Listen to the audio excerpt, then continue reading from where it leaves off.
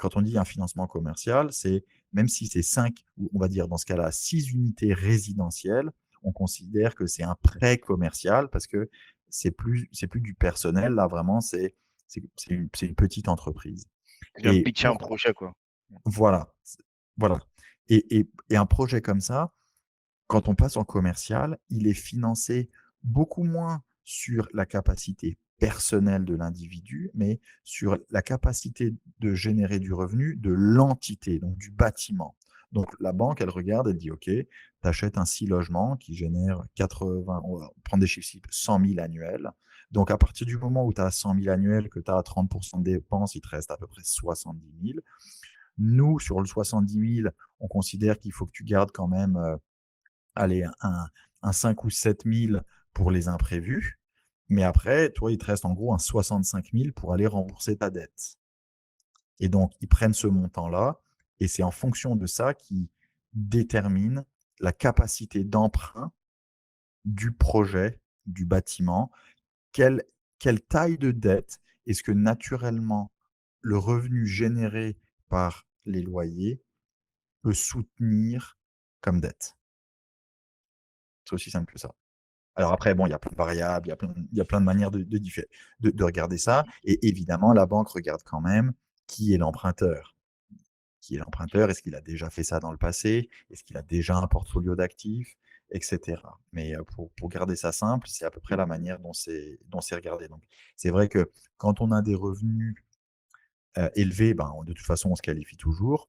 Pour quelqu'un qui a des des revenus, on va dire moyens, quelquefois, c'est plus facile de passer directement dans du commercial à partir du moment où le deal qu'ils proposent, la propriété ou le bien qu'ils essayent d'acheter, a des chiffres bons, donc génère du revenu. Yes et est-ce que tu c'est quoi la suite? OK, tu passes sur du multilogement, tu as fait, Donc on est cette passé dans première le opération. multi. Ouais, donc la suite, en fait, on est passé dans du multi. On a fait donc un 5 logements. Après ça, on a continué avec on en a acheté un autre 5 logements. Après ça, après on a acheté un 4. Après ça, on a acheté un autre 4. Après ça, on a acheté un autre 5 et et puis après ça, en fait, on est parti de là et puis surtout, on a beaucoup appris quand on faisait des rénos. En fait, une fois qu'on avait fait un cycle complet avec le premier, donc d'acquisition, d'optimisation, de refinancement, où là, on est capable de ressortir tout l'argent qu'on a mis dedans et plus et de se payer nous-mêmes et de continuer à être propriétaire du bâtiment. Là, ça nous a beaucoup ouvert les yeux et donc après, on a commencé à acheter d'autres bâtiments comme ça. Puis là, on a fait à peu près entre 1 2 projets par année, heu, de cette manière-là. Puis après, en fait, on a commencé à faire un peu de partenariat et puis on a aussi, heu, on a pris confiance en nous sur notre capacité à rénover et en fait, on aime créer des lieux de vie et c'est vrai qu'après on s'est attaqué à des projets qui avaient besoin de plus de rénovation, et puis là maintenant, on est même rentré dans de la construction, à part entière. Yes, je voudrais qu'on rentre justement dans le détail sur la partie construction. Mais avant, est-ce qu'on peut revenir? Tu as parlé de partenariat, Mmh mh. est-ce que tu peux détailler un petit peu? C'est quoi? C'est toi qui, rentres dans les deals ou alors c'est des personnes que tu intègres dans tes propres deals? Mmh. Comment est-ce que tu as Alors, très bonne question. En fait, nous, on avait un petit peu de capital, mais il y a un moment, bah, on n'en a plus et donc pour continuer à grandir, bah, il faut faire ça avec d'autres. Alors, il y a le partenariat, il y a pour faire rentrer du capital, puis il y a aussi pour pouvoir se diviser les tâches. Parce que quand on se divise les tâches et qu'on est capable de se concentrer juste sur ce qu'on a envie de faire ou ce dont à quoi on est bon, ça nous rend la vie partenariat, beaucoup donc plus c'est dans le facile. mot. Voilà, voilà, la base du partenariat. Et donc, c'est ce qu'on a commencé à faire. Il y en a qu'on a structuré où c'était pour de l'équité. Donc, une propriété où bah, on a un partenaire qui est propriétaire aussi du bâtiment. Il y en a d'autres où on a fait rentrer, on avait besoin de capital pendant une période donnée. On a fait rentrer un partenaire qui lui avait juste un retour sur son investissement, qui a mis X montant d'argent, qui était payé X pourcentage et pendant une période donnée. Et une fois qu'on avait fini le projet, et qu'on a mis un financement bancaire en place. On a remboursé ce partenaire et lui a pu continuer à faire autre chose après et Donc là, puis, il bah, est après plus ça, bon propriétaire privé, c'est ça? Bah, Il là, est pas copropriétaire avec vous? non, il était pas propriétaire, c'était l'équivalent d'un prêt privé, absolument. OK, C'est juste que ça OK. nous a coûté un peu moins cher qu'un prêt privé. Mais, Mmh. On et est de l'ordre de quoi? Peut-être sans rentrer dans le détail, on est sur à peu près, bah, en combien de ce moment, pourcentage? prêt privé, tu es en dépendamment du type d'actif, tu es à peu près entre 12 et 15% annuel. Ouais, Et bonne carte de crédit, heu, ouais. comme une carte de crédit. Alors, et puis je sais que pour quelquefois des Européens qui écoutent ça, ils se disent: «Mais c'est pas vrai, c'est pas légal, c'est pas possible, c'est usurier» et cetera. Alors ici, premièrement, ça l'est pas du tout. Et ça, c'est une industrie qui, tu sais, je compare à la France, qui n'existe pas en France, qui existe ici, qui est assez développée et qui est extrêmement utile, justement pour faire le pont. Parce que les banques sont quelquefois frileuses, les banques sont difficiles, les banques sont lentes. Ouais. Et quelquefois, on voit un deal, on se dit: «OK, mais j'ai besoin de 500 000 pendant 6 mois. Je sais que je vais Mmh. pouvoir racheter la propriété à temps. Je vais faire tant ça comme travaux et je vais pouvoir en sortir en 6 mois avec une nouvelle valorisation, et une fois que la propriété sera stabilisée». Et quand je dis stabilisée, ça veut dire on a fini les rénaux et on a loué toutes Les les locataires. unités. Voilà, et qu'on a des baux signés. Bah, là, maintenant, on peut aller sur du plus long terme. Donc là, on peut mettre un financement hypothécaire d'une banque traditionnelle en place.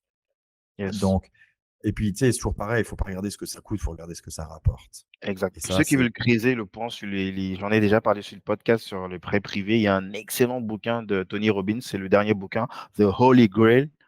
Où il a interviewé, vu que dans son network, là, il a plein de milliardaires et il leur a posé la question, quel est l'asset avec lequel ils ont pu leverage à outrance et ce qui revient à chaque fois sur le prêt privé. Donc, c'est bah oui, très bien développé. Donc, je recommande il y a les personnes qui veulent un petit peu mieux comprendre, c'est qui sont pas très initiés à ce thème de prêt mmh privé, d'aller check ce bouquin-là, quoi. Mais, tu amènes un excellent point, Guy, et c'est vrai que, en fait, nous, ce que nous ça au début, ça fait un peu peur. Heu, mais en fait, tu sais, si on dézoome par rapport à toute cette conversation qui est pour ton podcast sur, tu sais, sur mon patrimoine, qui est vraiment par rapport à les gens se disent souvent: «Oh bah, je veux gagner plus d'argent».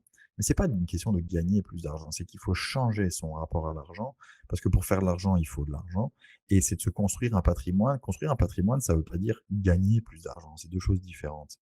Pour moi, en tout cas, faire un patrimoine, c'est avoir des actifs qui produisent du revenu et des actifs qui augmentent en valeur.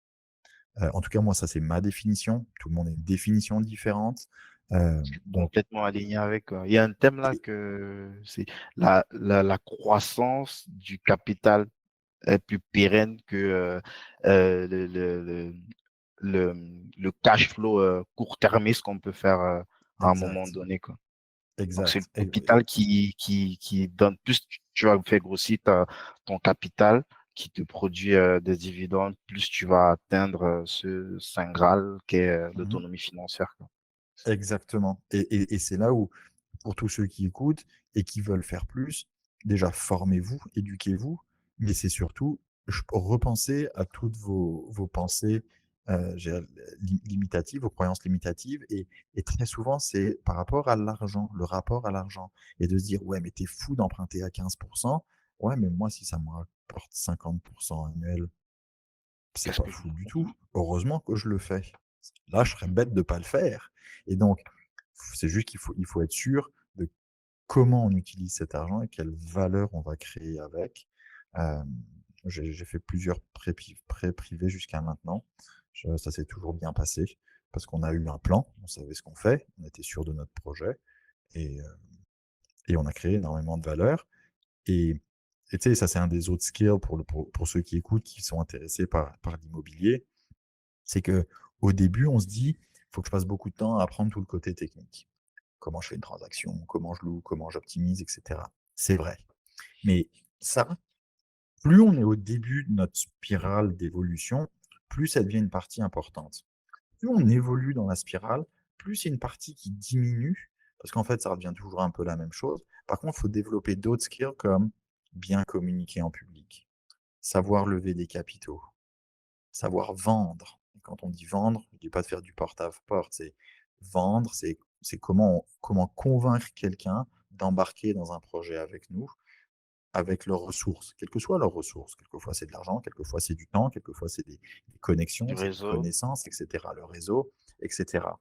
Et donc, l'investissement immobilier, plus on en fait, plus on évolue. En fait, moins ça devient de l'immobilier et du technique, et plus ça devient juste, j'allais dire, du business. Business, ouais.